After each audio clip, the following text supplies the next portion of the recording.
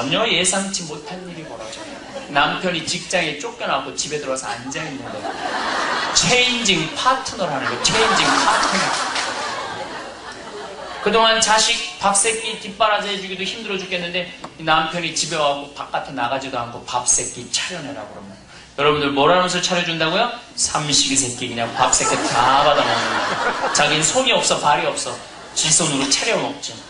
두 끼 다 차려달라면 뭐라고? 두식이 새끼 그냥 밥 두 끼 달라고. 근데 남편이 여보 당신 30년 동안 밥 하느냐고 정말로 애썼어. 내일은 내가 산에 갈 테니까 저녁만 차려주고 아침 나란히 쉬어. 그리고 그냥 한 끼밖에 집에서 안 먹으면 그때부터는 일식님이라고 해요. 일식님. 우리 일식님은 집에서 한 끼밖에 안 드신다고. 그런데 남편이 여보 밥 그냥 저기 곰국만 끓여놓으면 내가 알아서 먹을 테니까 당신 나 신경 쓰지 마라. 그리고 집에서 한 끼도 손으로 차려달라고 안 그러면은 그때부터는 대통령 아들 대접해준다고 그러잖아요. 대통령 아들을 뭐라고 불러요? 영식님이라고 그래요. 영식님. 한 끼도 집에서 안 드시면 영식님이라고 해요. 영식님. 근데 이놈의 남편이 밥 세 끼 차려달라는 것도 모자라서 간식을 내놓으라고 그러네. 그럼 뭐라고 하면서 차려줘요? 부엌에서 간나이 새끼 간식까지 달란다고. 그런데 이 남편이 간식을 한 번만 달라고 그러는 게 아니라 종종 달라고 그러네? 그럼 뭐라 그래? 종간나이 새끼 간식 종종 달란다고. 여러분들 우리나라에서 지금 최고로 인기 있는 신랑감 1위는 배용준도 아니고 장동건도 아니라고 그러죠? 송혜 선생님이 1위라고. 송혜 선생님은 전국 노래자랑하러 다니느냐고 30년 동안 밥을 안 먹었대. 집에서 30년 동안. 이게 심각한 문제입니다. 자, 여러분들 생각을 해봐요. 여기 계신 여러분들 중에 혹시 진짜 혹시 몰라서 묻는 건데 결혼할 때 혹시 남편 사랑해서 결혼한 분 계세요? 여기 혹시 사랑해서 결혼한 분 계세요? 큰 착각들 하고 있는 거예요. 사랑은 무슨 사랑이에요? 여러분들 여자가 25, 26살쯤 되면은요 그냥 이뻐요. 얼굴도 피부도 이쁘고 뱃살도 안 나와갖고 가슴도 봉긋해 보이고 엉덩이도 이뻐 보이는 거예요. 25, 26 되면은 그런 여자가 막 에스트로겐이 막 쏟아지는 나이예요. 그런데 이 테스토스테론 남성 호르몬이 막 쏟아지는 놈이 그런 여자 보면요 그냥 마음에 끌리게 돼 있어요. 그냥 이쁜 여자를 보면은 사랑해서 끌리는 게 아니야. 이뻐서 끌리는 거예요. 그리고 그때 나오는 호르몬이 뭐냐면 페닐에틸아민이라는 호르몬이 쏟아져 나오는 거예요. 그냥 자꾸 그냥 피부가 예쁘고 그냥 가슴이 그러면 자꾸 그냥 같이 있고 싶고 호르몬이 막 쏟아져 나오는 거예요.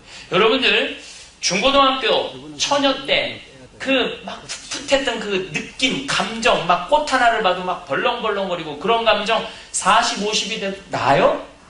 안 나죠? 그건 그때 그 호르몬이 쏟아져 나왔기 때문에.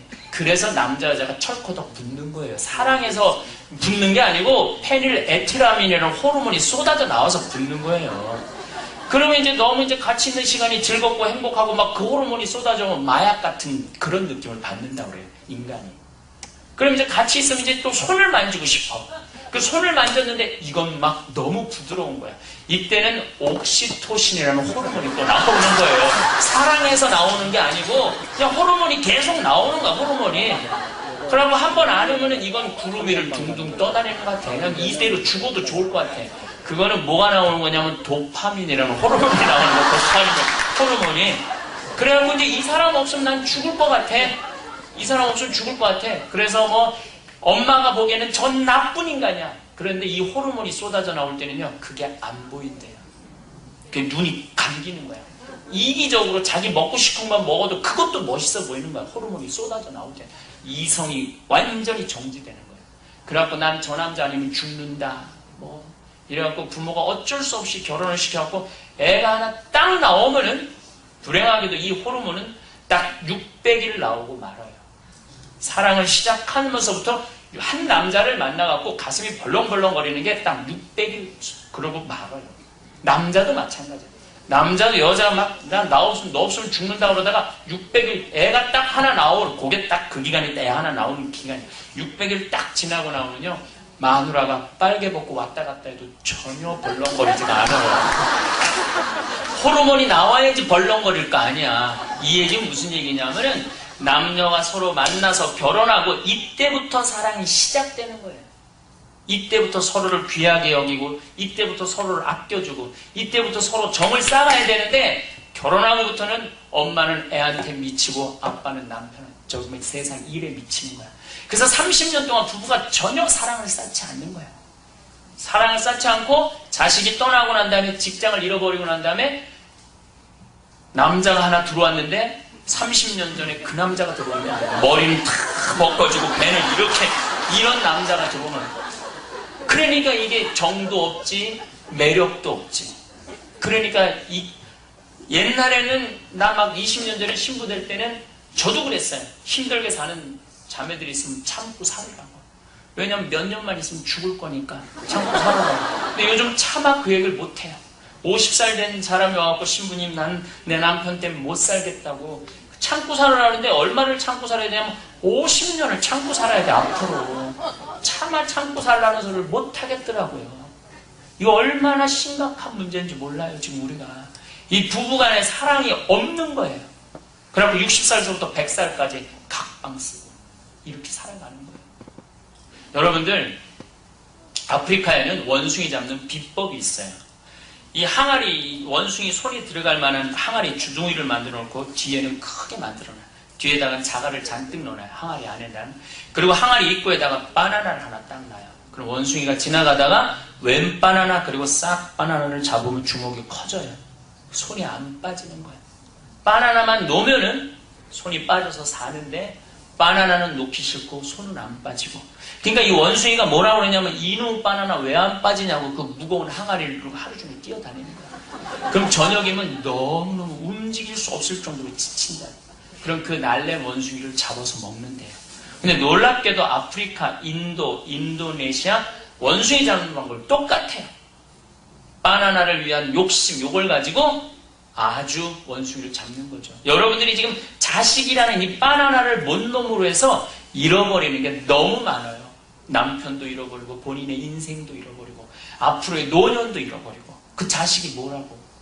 신부님 그걸 놓으면 어떻게 여러분들이 벌벌 떨어서 애들이 다 망가지는 거예요. 벌벌 떨어서.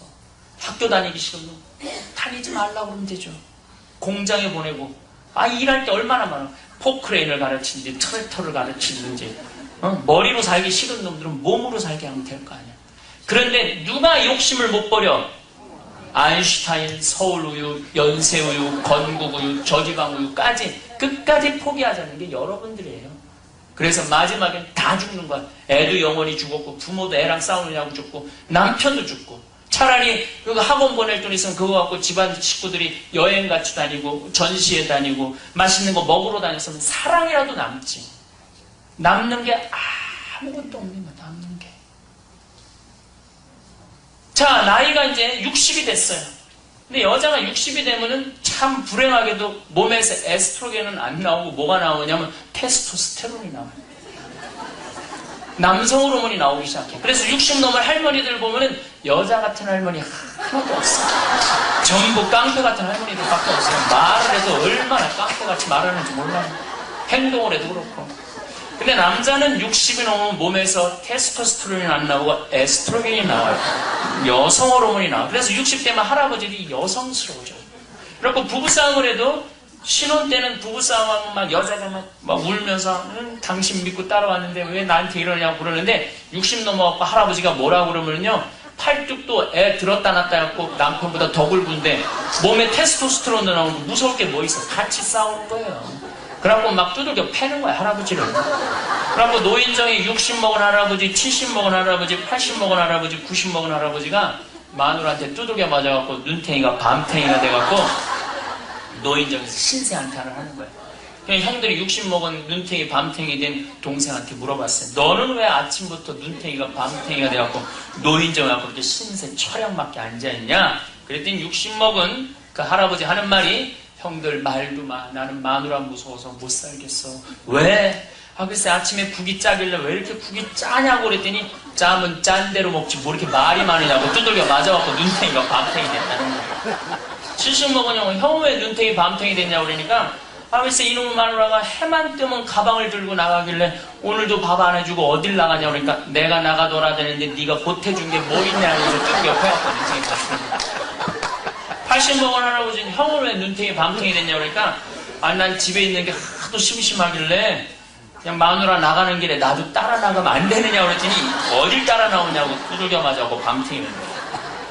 90 먹은 형한테 형 왜 눈탱이 밤탱이 됐냐고 그러니까 글쎄 아침에 눈을 떴더니 밤새 안 죽고 또 눈 떴다고 눈탱이 밤탱이 됐다.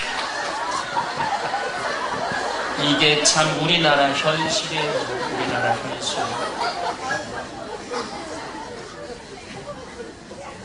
여러분들 우리가 인생을 살아가면서요 내 욕심 뭘로부터 시작된 욕심? 자식 서울대학 출세시키겠다는 욕심으로부터 시작해갖고 인생 전체를 망치는 거예요. 인생 전체를. 그렇다고 출세한 사람이 행복할까요? 의사가 170가지 직업 중에 행복 등수가 169등이에요. 얼마나 걔네들 내가 의사 많이 알고 있는데 걔네들 컵라면 먹어요. 시간 없어서 라면 먹고 놀 시간이 어디 있어요.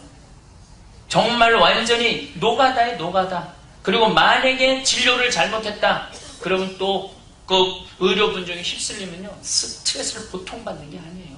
높이 올라가면 올라갈수록 스트레스가 많은 거예요. 근데 우리가 출세는 곧 행복 아니에요. 오늘 제일은행 그 은행장 출세했는데 행복했어요? 그래서 뛰어내렸어요? 그러니까 우리가 행복의 기준이 우리가 잘못되어 있는 거예요. 출세한다고 다 행복한 거 아니에요. 정말 행복한 사람은 어떤 사람이냐?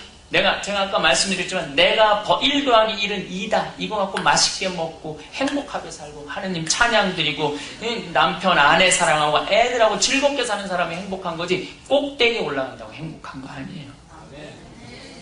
그런데 우리는 아직도 그 미련을 못 버리고 있는 거야. 그러니까 예수님이 뭐라 그래? 사람은 빵만으로 사는 것이 아니라 하느님의 말씀으로 사느니라. 맞아요. 말씀으로 살아야지 우리가 빵으로 살아서는 안 돼요. 돈이 많다고 다 행복한 게 아니라는 거예요. 여러분들 이 자리에 온 거는 돈 때문에 온 게 아니라 뭐 때문에 온 거예요? 말씀 때문에 온 거예요. 그런데도 또 미사지 양은 또 돈 많이 벌게 해달라고 또 이게 안 되니까 이번에는 이 예수님을 어디로 그냥 높은 산에 데리고 올라가고 당신이 나한테 절을 한다면은 명예와 권력을 주겠다. 영광과 권력을 주겠다고 그래요. 자, 우리가 돈에 대한 유혹보다 더 많이 유혹받는 게 뭘까요? 명예와 권력이에요. 신부님, 그거는 진짜 돈 많은 사람들이 국회의원 나가고 도의원 나가고 시의원 나가고 그래서 하는 거 아닙니까? 천만의 말씀. 여기 계신 여러분들도 명예와 권력 다 추구합니다. 부부싸움을 할 때도 추구해요. 당신 나 안 만났으면 쪽박 찼어. 당신 같은 사람 누가 만나? 나니까 데리고 살지. 이거 권력, 명예 추구하고 있는 거 집에서. 그리고 그 교회 공동체 안에서도 그런 일은 비일비재해요.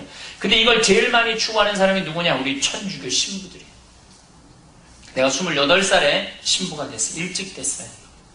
그런데 철산성당에 보좌신부로 발령을 받아갔는데 그 13,000명이 1살서부터 100살까지 다 나를 존경하고 사랑해 주는 거예요.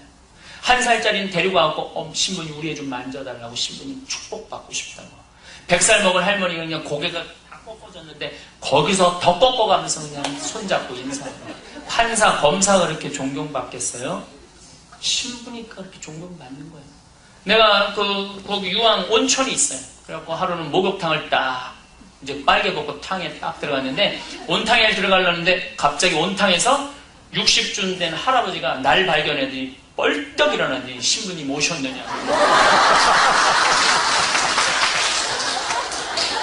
허리를 꺾어서 인사를 하는 거예요. 그래서 보니까 광명시 시장님이야. 그 시장님 우리 본당 교우였거든요. 목욕탕에 왔는데 보좌 신부가 오니까 나는 인사할 생각도 안 했는데 시장님 일어나고 반머리를 꺾어서 신부님 오셔서 인사를 하는 거예요. 그러니까 옆에 있는 국장들이 이해가 안 되는 거예요. 왜? 이 광명시에서는 우리 시장님이 뭐라 그래도 최고인데, 아니 저 해와 같이 찬란하고 달과 같이 아름다운 저분은 누구냐 이거야. 그래갖고 그냥 나머지 국장들이 얼떨결에 일어나서 인사를 하는 거예요. 그랬더니 시장님이 우리 보좌 신부님이라고. 처음에는 그 인사가 부담스러워요. 하지만은 한두 번 받기 시작하면은 시장도 나한테 인사하는 판국에 내가 누구한테 인사를 해? 목이 뻣뻣해지기 시작하는 거예요. 이거 누가 노리는 거죠? 악마가 노리는 거예요. 쥐꼬리만한 명예를 줘서 교만하게 만들어서 하느님도 모르고 이웃도 모르고 교우들도 무시하게 만드는, 이게 악마가 던지는 미끼예요.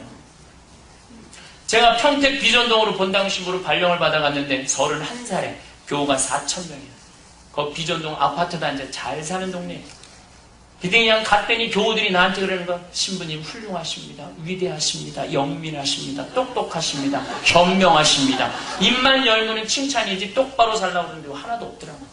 근데 처음엔 그 얘기가 부담스러운데 시간이 지나면서 지날수록 내가 착각하는 거예요. 훌륭하고 똑똑하고 위대하고 영민한지. 그런데 내가 무슨 사목 결정을 했는데 교우가 사목회장 힘이 그건 틀린 겁니다. 그럼 화가 나는 거예요. 왜? 훌륭하고 똑똑하고 위대하고 영민한 내가 결정했는데 어디 반기를 더느냐? 교만이 끝까지 올라가는 거예요. 누가 노리는 거죠? 악마가 노리는 거예요. 우리는 거기에 많이 빠져요. 저만 빠지는 게 아니라 여기 계신 여러분들도 많이 빠집니다. 제가 작년에 미국 뉴욕 퀸즈라는 성당에 강의를 가서, 미국에서 제일 큰 성당이에요. 제가 미국에 지금 한 30개 성당 강의를 다녀봤는데 제일 크더라고요. 난리가 났어요. 교우들이 너무 많이 왔어요. 그래갖고 그냥 지하에서 1층으로 올라가는 엘리베이터가 10명이 타 있는데 20명이 타버린 거예요. 그래갖고 중간에 꼈어요.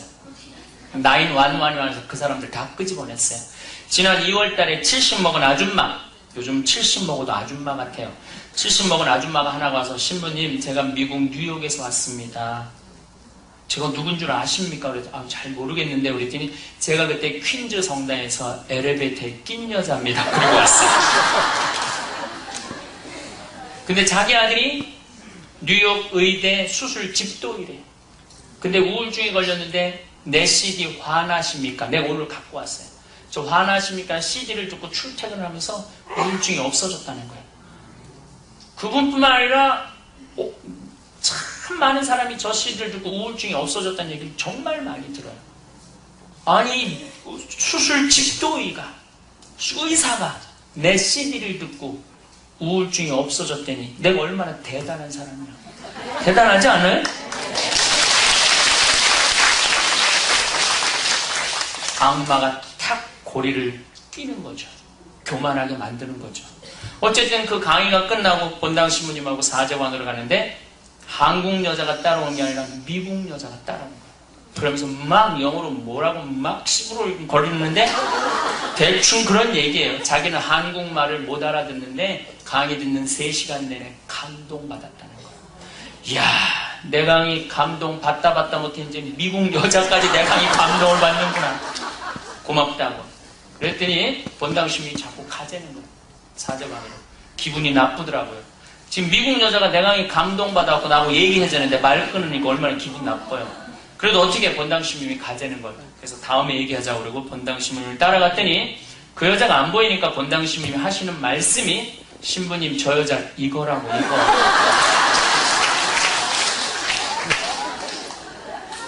명예와 권력, 영광을 추구하기 시작하면요, 미친 사람이 주는 영광도 덥석덥석 받아먹는 게 인간이에요. 그건 우리 모두가 빠질 수 있는 유혹이에요. 여기 계신 분들, 고향이 삼척이신 분들 많으실 거예요. 삼척인 분들 없으세요? 없으세요? 아는 척, 가진 척, 잘난 척. 특히 성당에서 보면은 이거 아는 척 하는 사람들 많아요. 뭐 좀 대화만 하면은 자기가 다 알아. 거기 다 전문가야. 뭐 얘기만 나오면. 그런 사람 있어 없어요? 주위에? 많죠? 세발 낙지, 낙지가 발이 3개다. 이렇게 그냥 우기는 사람 많아요. 제가 한 번은 그 서울 모본당에 강의를 갔어요. 서울 모본당에 강의를 갔는데 강의를, 굉장히 부자 본당이에요. 강의를 갔는데 마이크가 안 나오는 거예요. 기다리고 있는데 막 사무장님 쫓아 들어갔는데 안 나와. 관리장님 쫓아 들어갔는데 안 나와. 꾸리야 단장도 막 쫓아 들어갔는데 안 나와. 근데 내가 한 10분을 기다리는데 미치겠더라고요. 왜 미치겠느냐면 내가 신학교 때 뭐를 했냐면 이 마이크를 설치하고 앰프를 설치하는 관리 부장을 했거든. 그러니까 이쪽은 그냥 빠삭하거든. 10분 동안 거기 들어가고 아는 척하고 싶어서 미치겠어. 내가 그냥 한마디만 하면 저거 딱 날 텐데. 우리 그런 현장에서 저거 내가 아는데 그러면서 아는 척하고 싶은 그 유혹 참 많죠. 가진 척, 개뿔 전세 살면서도 전세 사는 거 티내고 싶지 않다고 그냥 시계 까르띠에 차고 다니고, 가방도 그냥 우리나라 여자들 특별히 심하죠. 가방도 명품 가방 막 300만 원, 500만. 자기 남편 월급이 300만 원인데 가방을 300만 원짜리. 남편 월급을 내내 한 달 내내 들고 다니는 여자들 많아요. 밍크 코트를 샀는데 이놈의 겨울이 지구온난화 때문에 왜 이렇게 안 추운 거야. 좀 추워야지 입고 나가보는데. 그러고 그냥 기다리다 1월 말쯤 돼갖고 어쩔 수 없이 날은 더운데 밍크 코트는 입고 나가야 되겠고, 그러니까 어떻게 하냐면 속에는 브레이즈하고 그냥 속 치마만 입고 그냥 밍크 코트 입고 나가는 여자들 많아요. 근사한 음식점 호텔에 가보세요. 1월 말에 보면은 옷 딱 뽑으면요 소다니아식 입고 앉아있는 여자들 천재예요. 대한민국에 뭐가 밍크 코트가 필요해요. 대한민국에 러시아나 이런 데는 필요하지. 그냥 1000만원짜리 이게 얼마나 덥겠어. 지구온난화 때문에 그냥 겨울이 그냥 춥지는 않고 1000만원 사서 내가 가진 척하고 싶은데 이런 유혹 우리 참 많이 빠져요.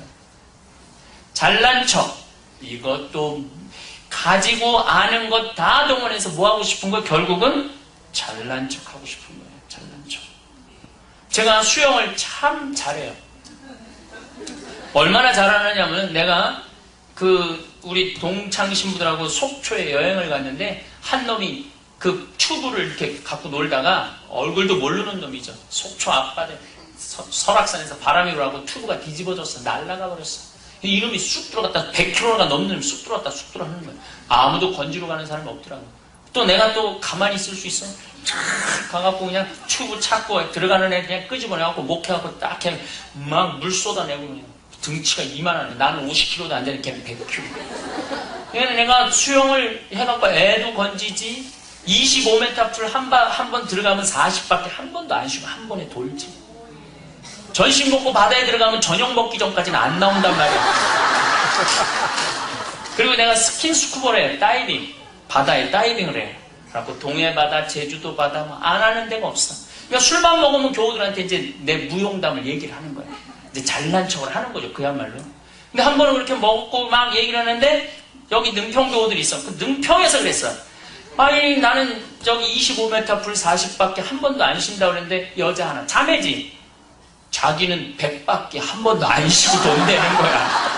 아니 내가 잘난 척할 때 신부님 훌륭하십니다. 대단하십니다. 위대하십니다. 이러면 내가 기분이 좋은데 나를 확 깔아뭉개는 거야. 여러분들 내가 좀 잘난 척할 때 더 잘난 척하면 그때 사람 미쳐요 안 미쳐요? 머리채를 다 젖뜯고 싶더라고. 그래서 질 수가 있어? 나는 마라톤 토요일마다 신학교에서 단축 마라톤 12km 맨날 뛰었다고 그랬더니 자기는 42.19km 양주 10번 했다는 거야. 여러분들 한번 서로 잘난 척하기 시작하면은 뭐 산에 가면 난 어느 산을 갔다 어느 산을 갔다 나는 뭐 어디 근사한데 먹으러 갔다 끊임없이 잘난 척하죠. 그것도 안 되면 이제 내가 아는 국회의원 누구 내가 잘 아는 누구까지 다 끄집어내는 거예요. 그래서 그냥 끊임없이 잘난 척.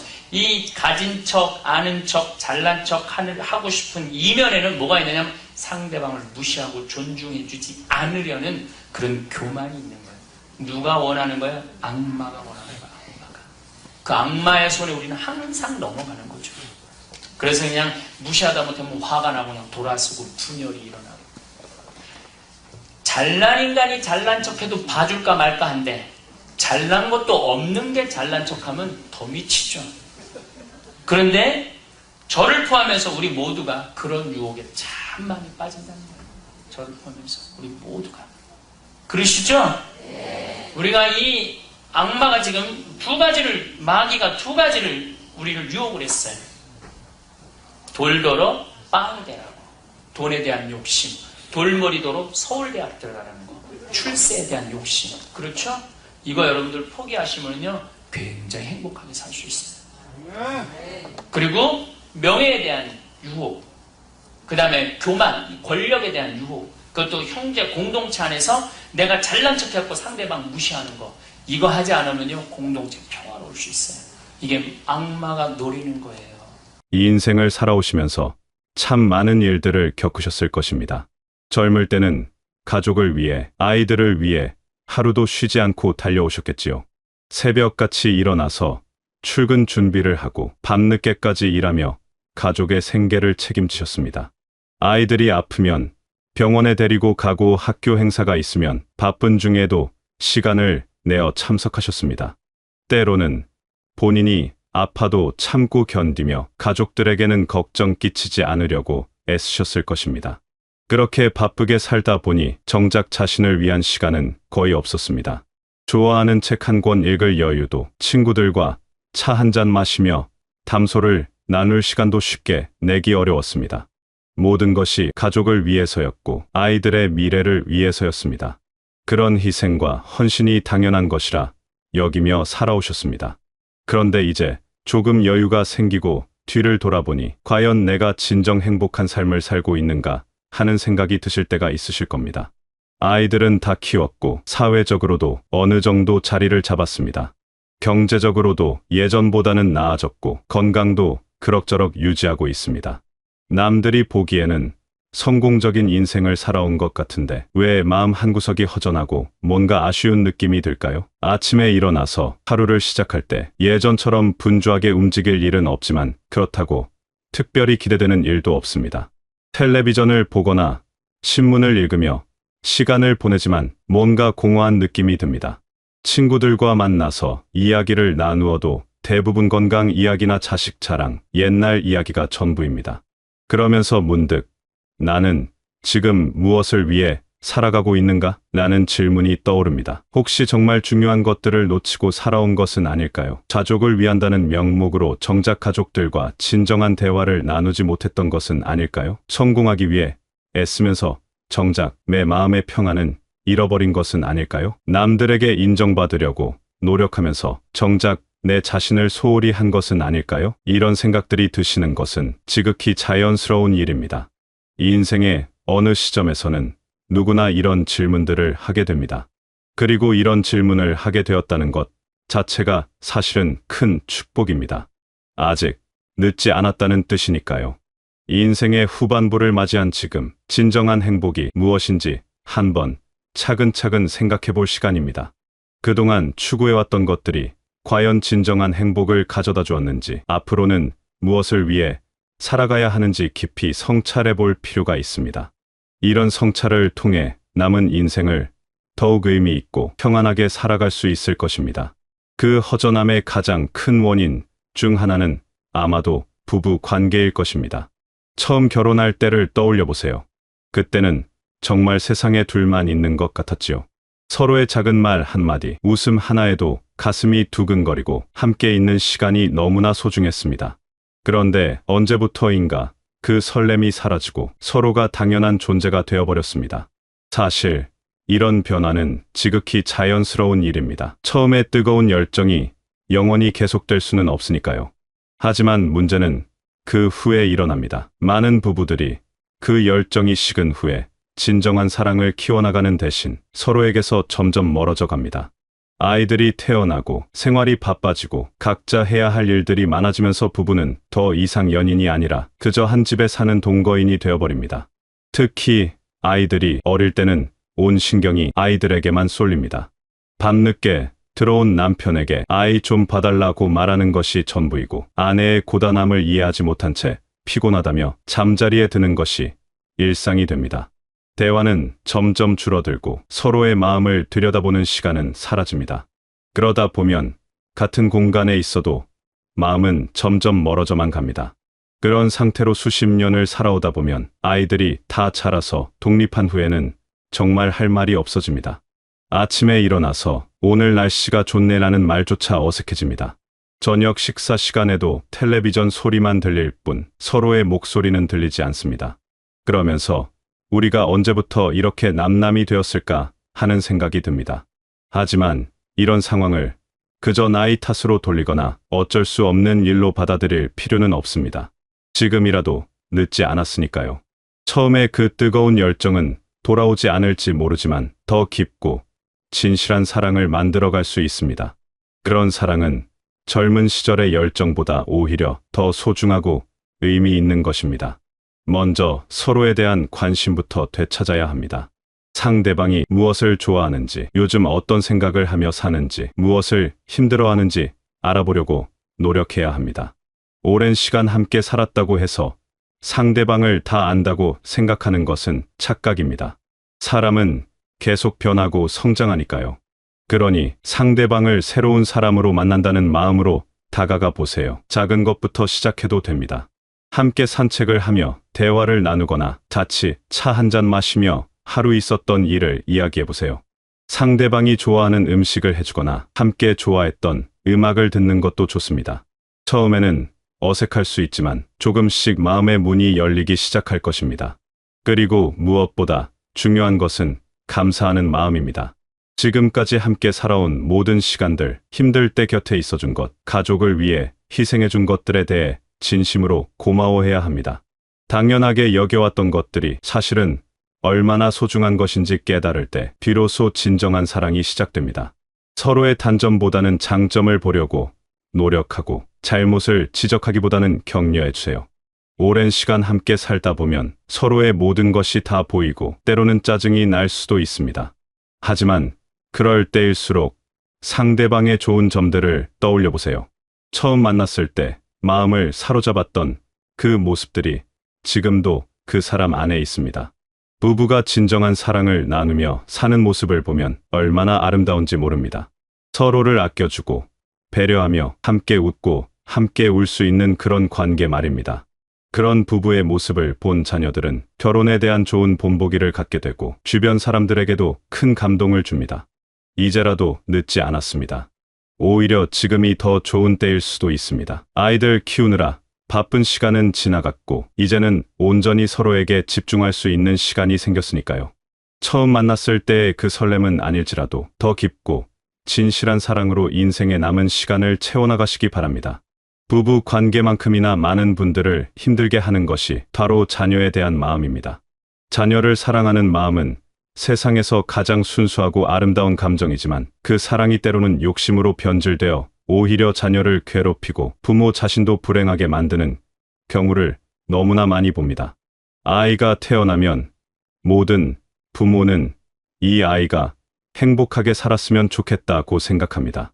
정말 순수한 마음입니다. 하지만 시간이 지나면서 그 마음이 조금씩 변해갑니다. 행복하게 살려면 좋은 대학을 가야 하고 좋은 직장을 가져야 하고 사회적으로 성공해야 한다는 생각이 들기 시작합니다. 그러면서 자녀의 행복보다는 성적과 성취에 더 많은 관심을 갖게 됩니다. 처음에는 아이를 위한다는 마음으로 시작합니다. 좋은 유치원에 보내고 여러 가지 학원에 다니게 하고 좋은 학교에 가기 위해 이사까지 합니다. 아이가 조금이라도 성적이 떨어지면 밤잠을 설치며 걱정하고 다른 아이들과 비교하며 조바심을 냅니다. 그러면서 다 너를 위해서 하는 일이야 라고 말하지만 정작 아이의 마음은 들여다보지 않습니다. 아이가 그림 그리기를 좋아해도 그림으로는 먹고 살기 어렵다며 말리고 음악을 좋아해도 음악은 취미로만 해라고 합니다. 아이가 친구들과 놀고 싶어 해도 놀 시간에 공부 한 번 더 해라고 합니다. 그러면서 아이의 진정한 관심사나 재능, 그리고 무엇보다 아이가 진짜 원하는 것이 무엇인지는 묻지 않습니다. 이런 상황이 계속되면 아이는 점점 지쳐갑니다. 부모의 기대에 부응하려고 애쓰지만 그 기대의 무게가 너무 무겁습니다. 좋은 성적을 받아도 더 잘할 수 있지 않냐는 말을 듣고 조금이라도 성적이 떨어지면 왜 이렇게 했냐는 핀잔을 듣습니다. 아이는 부모의 사랑을 받으려면 계속 성과를 내야 한다고 생각하게 되고 자신의 존재 자체보다는 성취로만 자신을 평가하게 됩니다. 더 안타까운 것은 이런 과정에서 부모와 자녀의 관계가 점점 멀어진다는 것입니다. 아이는 부모와 대화할 때마다 성적이나 진로 이야기만 나오니까 점점 말을 하지 않게 됩니다. 부모는 아이가 무엇을 생각하는지, 무엇을 힘들어하는지 알 수 없게 되고, 아이는 부모를 진정한 이해자가 아니라 감시자로 여기게 됩니다. 그러면서 세월이 흘러 아이가 성인이 되어도 이런 관계는 계속됩니다. 결혼 상대를 고를 때도 집안이 어떠냐, 각벌이 어떠냐, 직업이 어떠냐를 먼저 따지고, 손자, 손녀가 태어나면 또다시 그 아이들에게 같은 기대를 갖습니다. 그러면서 정작 자녀가 행복한지, 만족스러운 삶을 살고 있는지는 관심이 없습니다.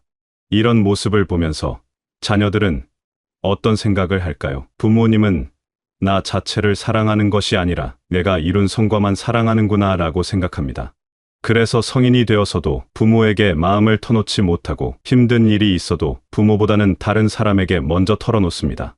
부모는 그런 자녀를 보며 내가 이렇게 키웠는데 왜 나를 멀리하나 라고 서운해하지만 그 이유를 진정으로 이해하지는 못합니다. 사실 자녀에 대한 이런 욕심은 돈에 대한 욕심보다도 더 위험할 수 있습니다. 돈에 대한 욕심은 그래도 자신의 문제이지만, 자녀에 대한 욕심은 다른 사람의 인생을 좌지우지하려는 것이니까요. 그리고 그 욕심을 사랑이라는 이름으로 포장하기 때문에 더욱 위험합니다. 아이는 부모의 사랑을 받고 싶어서 그 욕심에 맞춰 살려고 하지만 그 과정에서 자신의 진정한 모습을 잃어버리게 됩니다. 그렇다면 어떻게 해야 할까요? 가장 중요한 것은 자녀를 독립된 인격체로 인정하는 것입니다. 아이는 부모의 소유물이 아니라 하나의 완전한 사람입니다. 부모와는 다른 생각을 가질 수 있고, 부모가 원하는 것과는 다른 길을 걸을 수도 있습니다. 그것이 자연스러운 일입니다. 아이가 어릴 때부터 너는 어떻게 생각하니? 라고 묻는 습관을 가져보세요. 성적이나 성과에 대한 질문보다는 오늘 학교에서 재미있는 일이 있었니? 요즘 뭔가 힘든 일은 없니? 같은 질문을 해보세요. 아이의 마음을 들여다보려고 노력하고, 아이가 진정으로 원하는 것이 무엇인지 알아보려고 하세요. 그리고 아이가 실수를 하거나 실패를 해도 괜찮다, 다음에 더 잘하면 된다고 격려해 주세요. 성공했을 때만 사랑받는 것이 아니라 어떤 상황에서든 사랑받는다는 것을 느끼게 해주는 것이 중요합니다. 아이가 부모의 조건부 사랑이 아니라 무조건적인 사랑을 느낄 때 비로소 자신감 있고 건강한 어른으로 성장할 수 있습니다. 또한 아이의 작은 관심사나 재능에도 관심을 가져주세요. 그것이 부모가 바라는 것과 다를지라도 말입니다. 아이가 곤충을 좋아하면 함께 곤충 관찰을 해보고, 요리를 좋아하면 함께 요리를 해보세요. 그런 시간을 통해 아이는 자신이 있는 그대로 사랑받는다는 것을 느끼게 됩니다. 무엇보다 중요한 것은 부모 자신이 행복한 삶을 사는 것입니다. 자신의 삶에 만족하지 못하는 부모는 자녀를 통해 자신의 꿈을 이루려고 합니다. 하지만 그것은 자녀에게 너무 무거운 짐이 됩니다. 부모가 자신의 삶을 충실히 살고 행복해할 때 자녀도 자신만의 행복한 삶을 찾아갈 수 있습니다. 이미 자녀가 성인이 되었다면 지금이라도 늦지 않았습니다. 그동안 자신의 욕심 때문에 아이를 힘들게 했다면 솔직하게 인정하고 사과하세요. 그리고 이제부터는 자녀의 선택을 존중하고 응원한다고 말해주세요. 자녀가 어떤 길을 선택하든 그것을 인정하고 지지해주는 것이 진정한 사랑입니다. 자녀가 행복한 것이 부모에게도 가장 큰 기쁨이라는 것을 잊지 마세요. 그 행복은 남들이 인정하는 성공이 아니라 자녀 자신이 느끼는 만족감에서 나옵니다. 자녀가 자신의 삶을 주체적으로 살아가며 의미를 찾을 때 그것이 바로 부모가 바라던 진정한 성공입니다. 자녀에 대한 욕심만큼이나 우리를 괴롭히는 것이 바로 명예와 권력에 대한 욕심입니다. 돈에 대한 욕심은 어느 정도 눈에 보이기라도 하지만 명예욕과 권력욕은 참으로 교묘합니다. 겉으로는 봉사하는 것처럼, 남을 위하는 것처럼 포장되어 있지만 속을 들여다보면 결국 자신을 드러내고 싶어하는 마음, 남들보다 우위에 서고 싶어하는 마음이 자리 잡고 있습니다. 처음에는 정말 순수한 마음으로 시작합니다. 사회에 기여하고 싶고 다른 사람들에게 도움이 되고 싶어서 여러 가지 일들에 참여하게 됩니다. 직장에서든 동호회에서든 종교단체에서든 지역사회에서든 열심히 활동하며 인정받기 시작합니다. 사람들이 정말 대단하시네요. 없어서는 안 될 분이에요. 말해주면 기분이 좋아집니다. 그런데 문제는 그 다음부터입니다. 그런 인정과 칭찬의 맛을 들이게 되면 점점 더 큰 인정을 받고 싶어집니다. 처음에는 뒤에서 묵묵히 일하는 것으로 만족했지만 이제는 앞에 나서서 사람들에게 보이고 싶어 합니다. 회의에서 발언할 때도 정말 필요한 말보다는 자신의 존재감을 드러내는 말을 하게 됩니다. 그러면서 자신보다 주목받는 사람이 있으면 은근히 질투심이 생깁니다. 내가 더 열심히 했는데 왜 저 사람만 인정받지 하는 생각이 듭니다. 다른 사람의 성공을 진심으로 축하하기보다는 속으로 시샘하게 되고 그 사람의 단점을 찾아서 폄하하려고 합니다. 자신이 그런 마음을 갖고 있다는 것을 인정하기는 싫지만 마음 깊은 곳에서는 분명히 그런 감정이 꿈틀거립니다. 직장에서도 마찬가지입니다. 처음에는 열심히 일해서 인정받고 싶다는 순수한 마음으로 시작했지만 어느 순간부터는 승진과 권력에 욕심이 생깁니다. 자신보다 먼저 승진한 동료를 보면 배가 아프고 후배가 자신을 추월하면 견딜 수 없어집니다. 그러면서 내가 더 능력이 있는데, 내가 더 경력이 많은데 라고 불평하게 됩니다. 권력을 얻게 되면 또 다른 문제가 생깁니다. 처음에는 그 권력을 좋은 일에 쓰겠다고 다짐했지만 시간이 지나면서 그 권력 자체에 취하게 됩니다. 사람들이 자신에게 고개를 숙이고 비위를 맞추는 것이 좋아집니다. 자신의 말 한마디에 사람들이 움직이는 것을 보면서 우쭐해집니다. 그러면서 점점 다른 사람들을 무시하게 되고 자신의 의견이 항상 옳다고 생각하게 됩니다. 이런 교만한 마음은 참으로 무서운 것입니다. 자신도 모르는 사이에 다른 사람들을 깔보게 되고 자신보다 지위가 낮은 사람들에게는 함부로 대하게 됩니다. 말투도 거칠어지고 표정도 차갑게 변합니다. 그러면서도 자신은 그런 사람이 아니라고 생각합니다. 오히려 자신이 희생하고 있다고, 남들을 위해 어려운 일을 도맡아 하고 있다고 생각합니다. 하지만 주변 사람들은 그런 변화를 다 알아차립니다. 처음에는 존경하고 따랐던 사람들도 점점 거리감을 느끼게 됩니다. 가족들도 집에서까지 권위적인 모습을 보이는 것을 견디기 어려워합니다. 그런데 정작 본인은 사람들이 나를 이해하지 못한다, 내가 이렇게 노력하는데 왜 고마워하지 않을까라고 생각합니다. 더 안타까운 것은 그런 명예와 권력이 영원하지 않다는 것입니다. 언젠가는 그 자리에서 물러나야 하는 날이 옵니다. 은퇴를 하거나 다른 사람에게 자리를 내주어야 할 때가 오는 것입니다. 그런데 그동안 그런 지위와 권력에만 의존해서 살아왔다면 그것을 잃었을 때 정말 큰 상실감을 느끼게 됩니다. 예전에는 사람들이 자신을 찾아와서 인사를 하고 조언을 구했는데 이제는 아무도 찾아오지 않습니다. 전화도 잘 오지 않고 모임에 가도 예전처럼 중심이 되지 못합니다. 그러면서 세상이 참 야박하다, 사람들이 배은망덕하다고 생각하게 됩니다. 하지만 그것은 세상이 야박한 것이 아니라 그동안 자신이 진정한 사람들보다는 지위와 권력에만 의존해서 관계를 맺었기 때문입니다.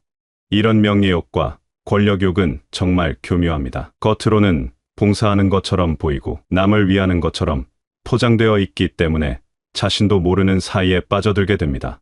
그리고 한번 그런 욕심에 사로잡히면 거기서 벗어나기가 참 어렵습니다. 마치 중독과 같아서 더 많은 인정, 더 높은 지위, 더 큰 권력을 원하게 됩니다. 그렇다면 이런 덫에서 어떻게 벗어날 수 있을까요? 가장 중요한 것은 자신의 마음을 정직하게 들여다보는 것입니다. 내가 정말 남을 위해서 이 일을 하고 있는가, 아니면 나 자신을 드러내고 싶어서 하는 것인가를 스스로에게 물어보는 것입니다. 쉽지 않은 질문이지만 정말 중요한 질문입니다. 다른 사람이 인정받을 때 내 마음이 어떤지도 살펴보세요. 진심으로 축하하고 기뻐할 수 있는지, 아니면 은근히 질투나 시기심이 생기는지 말입니다. 만약 후자라면 그것은 내 안에 명예욕이 있다는 증거입니다.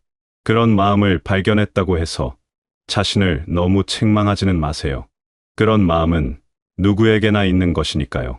중요한 것은 그것을 인정하고 고쳐나가려고 노력하는 것입니다.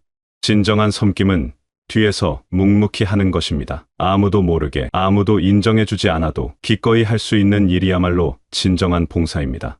남들이 보지 않는 곳에서도 성실하게 일하고 칭찬받지 못해도 불평하지 않는 것이 진정한 섬김의 자세입니다.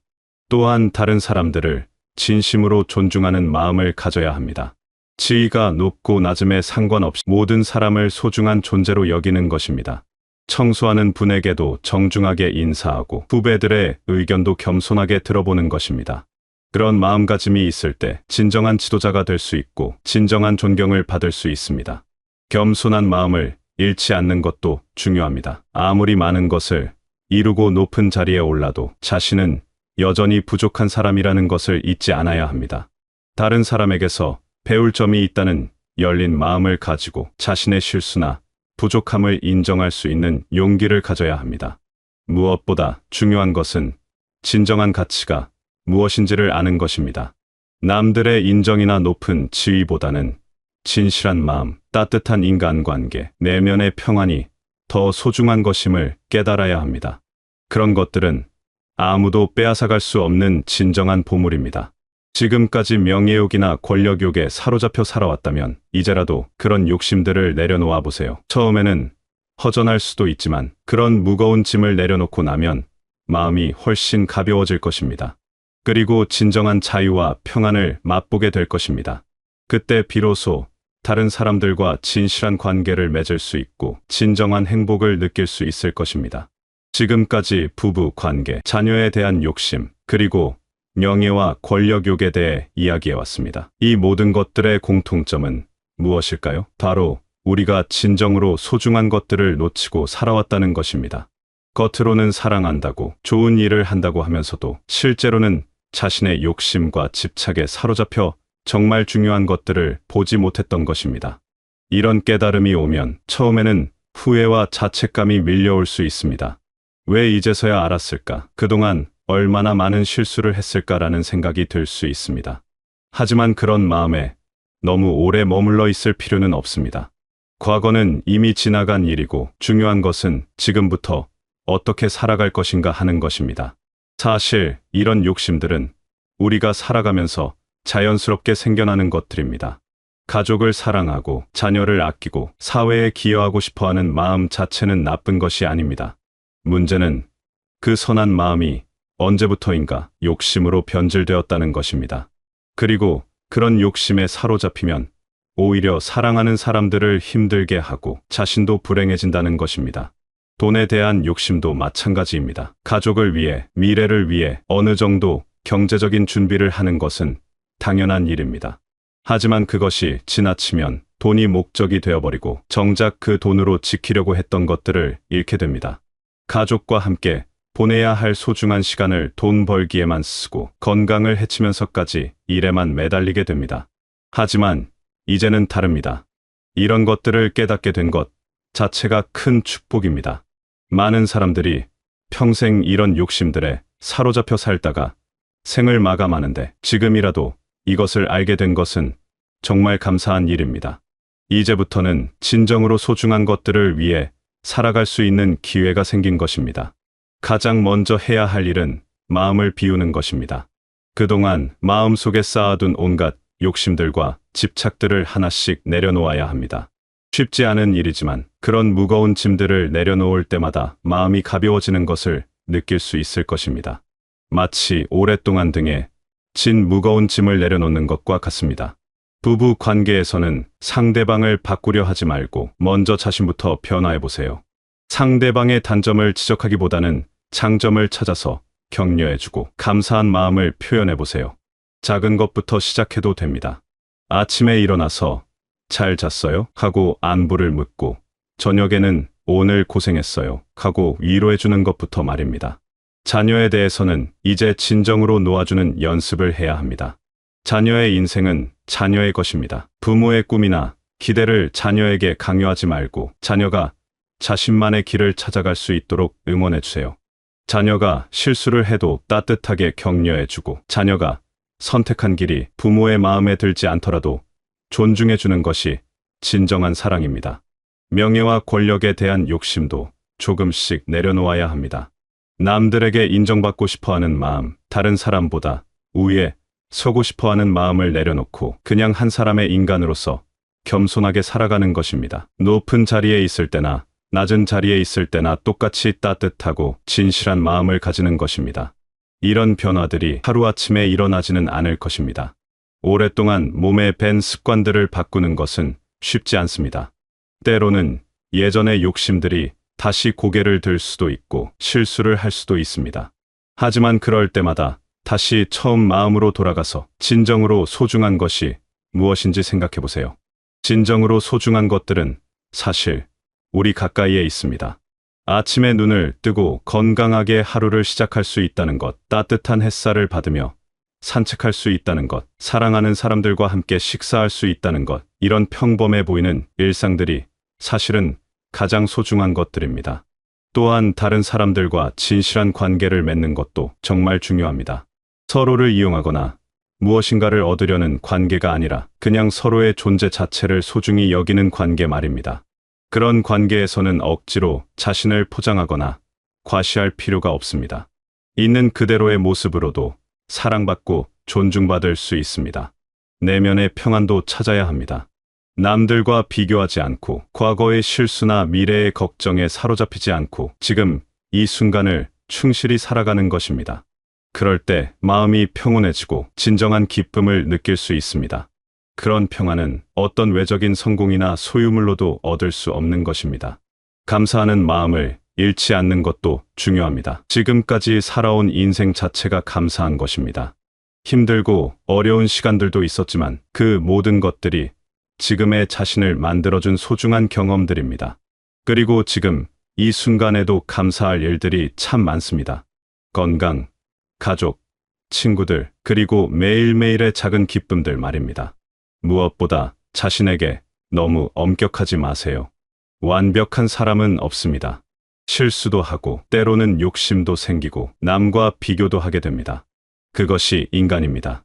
중요한 것은 그런 자신을 인정하고 용서하면서도 조금씩 더 나은 사람이 되려고 노력하는 것입니다. 이제 남은 인생을 어떻게 살아갈 것인지 생각해 보세요. 과거의 실수들을 후회하며 보내기에는 남은 시간이 너무 소중합니다. 앞으로는 진정으로 의미 있는 일들을 하며 살아가세요. 그것이 거창한 일일 필요는 없습니다. 가족들과 더 많은 시간을 보내고 오랫동안 연락하지 못했던 친구들과 안부를 나누고 이웃들에게 작은 도움을 주는 것만으로도 충분합니다. 그리고 자신만의 작은 행복들을 찾아보세요. 책을 읽거나 음악을 듣거나 산책을 하거나 취미 활동을 즐기거나 새로운 것을 배우거나 이런 소소한 일들에서 기쁨을 찾는 것입니다. 그런 시간들이 쌓여서 풍요로운 인생이 됩니다. 마지막으로 이 모든 변화의 여정에서 혼자가 아니라는 것을 기억하세요. 같은 고민을 하고 있는 사람들이 많이 있고 여러분을 사랑하고 응원하는 사람들도 있습니다. 그리고 무엇보다 여러분 자신이 변화하고 성장할 수 있는 충분한 힘을 가지고 있습니다. 지금까지 정말 고생 많으셨습니다. 가족을 위해, 자녀를 위해, 그리고 이 사회를 위해 묵묵히 최선을 다해 살아오신 모든 분들께 깊은 존경과 감사의 마음을 전합니다. 혹시 지금까지 읽으면서 마음이 무거워지셨다면 그럴 필요 없습니다. 완벽한 사람은 없고 실수하지 않고 사는 사람도 없습니다. 중요한 것은 지금 이 순간 깨달음을 얻었다는 것입니다. 그것만으로도 충분히 의미 있는 일입니다. 당신이 지금까지 살아온 인생은 결코 헛된 것이 아닙니다. 비록 완벽하지 않았을지라도 그 모든 경험들이 지금의 지혜로운 당신을 만들어 주었습니다. 실수했던 순간들조차도 소중한 배움의 기회였습니다. 이제부터는 조금 더 가벼운 마음으로 살아가세요. 너무 많은 것을 짊어지려 하지 마시고 있는 그대로의 모습으로도 충분히 사랑받을 만한 사람이라는 것을 믿으세요. 당신의 존재 자체가 이미 소중하고 의미 있습니다. 앞으로 남은 시간들이 당신에게 진정한 평안과 기쁨을 가져다 주기를 진심으로 바랍니다. 그리고 당신이 찾게 될 그 평안이 주변 사람들에게도 따뜻한 위로가 되기를 희망합니다. 당신은 혼자가 아닙니다. 당신을 사랑하는 사람들이 있고 당신의 변화를 응원하는 마음들이 있습니다. 그리고 무엇보다 당신 자신이 충분히 아름다운 변화를 만들어갈 수 있는 힘을 가지고 있습니다. 오늘도 고생하셨고 내일도 당신이 행복하시기를 바랍니다.